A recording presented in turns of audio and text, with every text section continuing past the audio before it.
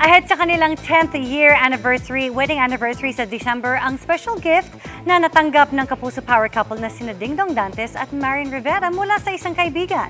At may update din sa comeback sa GMA Prime ng Kapuso Primetime Queen. Yan ang chika ni Nelson Canlas. 9 years nang happily married ang Kapuso Primetime King and Queen na sina Dingdong Dantes at Marian Rivera. At ang samahan ng power couple mas lalo raw tumatatag dahil na rin sa kanilang mga anak na sina Zia at Sixto. December 2014 naganap ang pinag-usapan at inabangang wedding ng dalawa at ang feels ng kanilang palitan ng I do. Tila nanumbalik daw dahil sa memorable anniversary present na natanggap nila.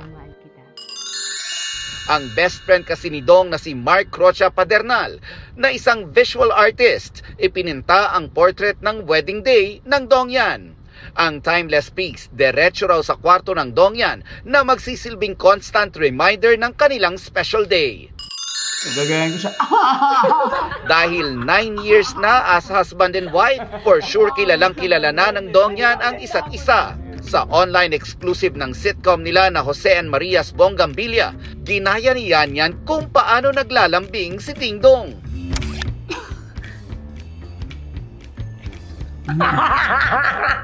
Parang aso naman yan. Ganun ka naman talaga. Yo. Saka siya naman. Pet? Parang magkakasiraan kami pagkatapos dito. Si Maria naman, kung may nagawang kasalanan, Ay, wala. Kasalanan ba dito? Hindi ko. What? Tama ka. Wala. Grabe siya. Wala akong maalala. Sige, save na lang. ang kulitan na yan, ilan lang sa mga mapapanood tuwing Sabado sa sitcom ng dalawa. Pero di lang dyan mapapanood ang kakulitan ni Marian, kundi pati na rin sa kanyang pagbabalik sa GMA Prime series, ang family drama na may guardian alien. Gaganap si Marian bilang isang alien na mapapadpad sa lupa. Pero sikreto raw muna kung paano siya magiging parte ng pamilyang makakasama niya. Super excited na ako na ipalabas, pero syempre maraming pa kaming dapat kunan. Pero napanood ko yung first draft na first taping day na parang pilot namin. Sobrang happy ako.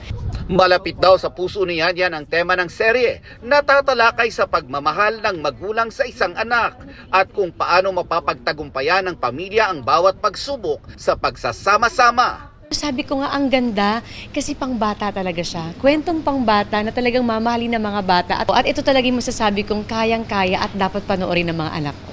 Makakasama ni Marian sa My Guardian Alien, sina Gabby Concepcion, Max Collins, Gabby Eigenman, at Rafael Landicho. Nelson Canlas, updated sa Showbiz Happenings.